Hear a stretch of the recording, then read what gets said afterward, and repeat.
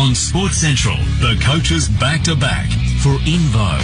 Top people in two stories. On 882 6PR. Firstly with Ross Lyon down there at Freo. G'day, Roscoe. G'day, Brad. How are you? Going well. Happy to get the points, no doubt. Yeah, it's always good to go to Melbourne and get a win. Could make it a habit. Yeah, that's true. Well, it didn't look like it was going to happen early. Yeah, both teams really attacking the ball, and our clearance work was really poor early, and we didn't defend that well. So our ball movement in our front half was okay, but we just poor clearance work and poor defensive work, and we really capitalised. But from there, we sort of got to work. I really like the work of the little men as well, and particularly I've been critical of Ballantyne, that not hitting the scoreboard enough, but I thought he worked really hard. I thought he worked smarter as much as harder.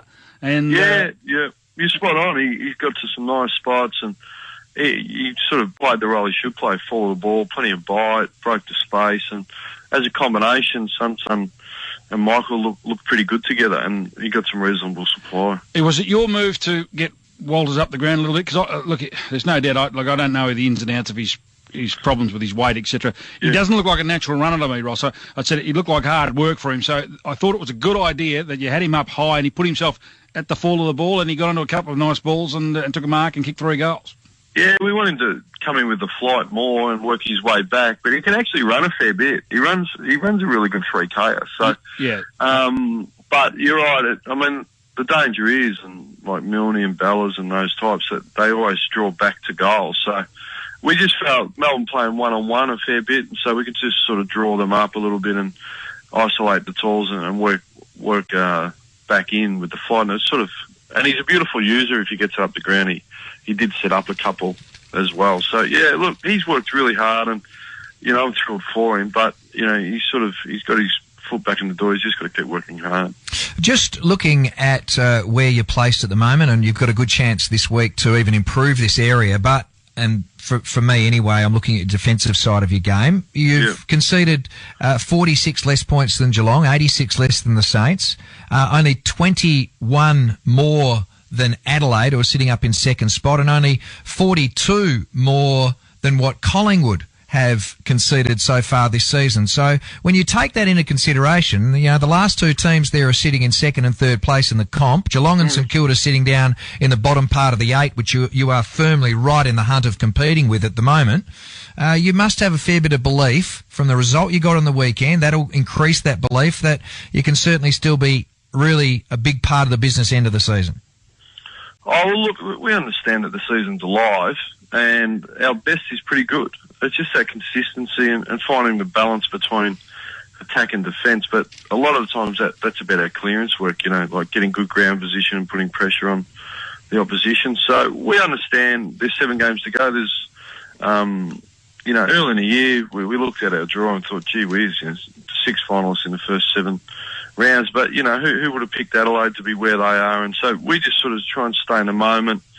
And we've just got a real philosophy at the minute. We're doing a bit on the opposition, but we're really trying to improve our football. And, so most of the week's about us, and the players are enjoying that. And, the aim is, you're right, defensive we're good, but we need to improve our clearance work and our ball movement and get more entries. So, which we thought was, we're aiming to kick it a lot more, and we did kick it a lot more on the weekend, and because of it, we did score more efficiently. So, look, there's a lot to go in the season and plenty of improvement to be made. Ross, how do you approach this week? Obviously, it's GWS.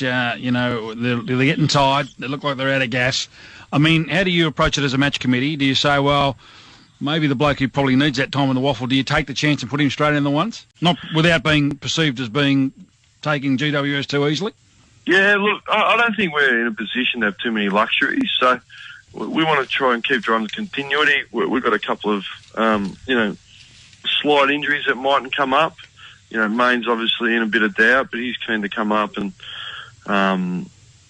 so we're pretty keen to sort of go as hard as we did last week and prepare the same. And even like against Adelaide, like GWS were right in the game halfway through the second quarter. So we understand that there's an opportunity to bank 4 points, but we really want to improve our footy and like you're saying, like with the ball, attack the game and improve our clearance work. So if we do that, we won't get caught up because results are just a distraction, in simple terms. If we start looking at results, all they do is distract you from the job at hand. So we want to sort of stay focused on improving our footy. Now, I know it's about who you've got, and Walters was terrific. He's been challenged, and he stood up to the challenge, and he's repaid the early part of that faith. And let's see what he can produce second game up. But Anthony Morabito, reading the news today, going to see a specialist later this week. Obviously not great news for him, not great for Grover either. How is Morabito placed? Is he done and dusted, you think, for the season again now? Yeah, it'll definitely be the season, no doubt about that. It definitely doesn't look great, but we're sending him to Melbourne to fully investigate it, investigate it further. So the statement was really accurate, and so we'll all wait for the assessment. But we're really keen to inform everybody because he's a special young player and he's had a rough run. So we don't want speculation and hearsay. We really want to just sort of keep everyone informed, and when we get the specialist results, we'll sort of keep everyone informed as well. But we really feel for Anthony and his family, and in particular the Doctors supporters that want to see him running around. What about the other Anthony Grover? How's he placed? Because obviously he's a lot closer to the end than the start. Like Morabito's still got years ahead of him. Groves unfortunately hasn't. Well, it's interesting how things turn out. Lee Spur's been in good form, but Groves held his end up, but he was really quite sore during the week, and we just said, you've got to make the right call. So we gave him right up to the moment of the game, and he felt something sort of pop.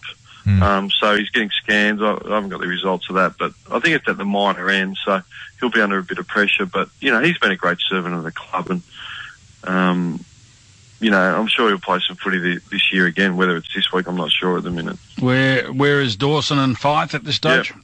Dawson had a slight hiccup to put on the table, sort of late last week, that we weren't sure about. So it's probably going to hold him back definitely this week and maybe even the week after. But from there, we're pretty confident he'll be available. Now, Tony of Willerton wanted me to ask you, Zach Clark, he's struggled since he's gone back into the waffle. Is he crook? Has he got an illness?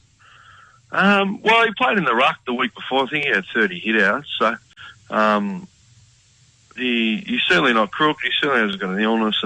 And look, it's not always about numbers there. It's really about effort. And my understanding is Zach's effort's been really good, and he's working on the things we're asking him to. So he'll certainly be in the mix this week. Tony also asked about Alex Silvani, and I said to him, I said, well, didn't you see the 2 games that he played?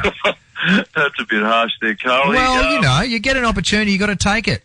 Yeah, look, he missed a bit of senior footy. He just sort of had a slight calf. Yeah, he did. He had a slight calf, so he didn't play this week anywhere, and it's whether he comes up this week. But we've got a feeling it might have been a 2-week calf, so a little bit of a soft issue for Alex.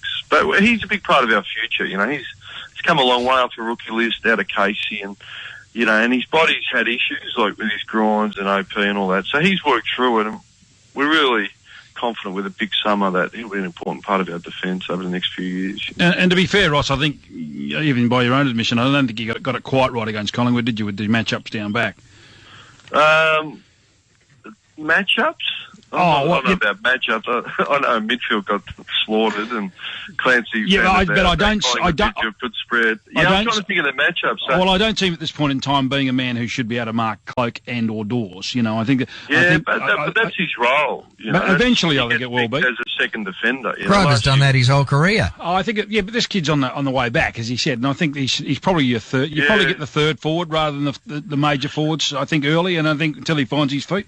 Yeah, well, I hear what you're saying. You're right. He's probably a little bit short of that consistently, but he is an anchor defender. So Michael Johnson's the third tall who we like to roll off and bounce out. So when Alex gets picked, he gets picked to play on the key forwards like Zach does and Luke McFarlane does. So that's his role. And look, he's not going to be perfect at that.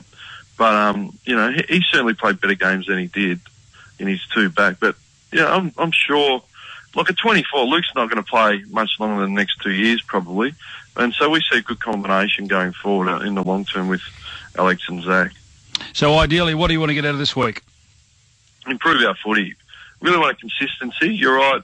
We didn't like the first quarter, particularly stoppages and defence. So we're looking for a 4-quarter performance because, you look back and you kick yourself the games, Adelaide a quarter, Carlton a quarter, and Essendon a quarter. I mean, they're games that, you know, if we had just got one of those, a bit more consistency, well, two of those would be in a lot better nick, you know. And even that in Sydney, it was only a quarter. So we're aiming for consistency of effort and performance. And two blokes who go a long way to achieving that, and they played well on the weekend, is Mundy and Hill.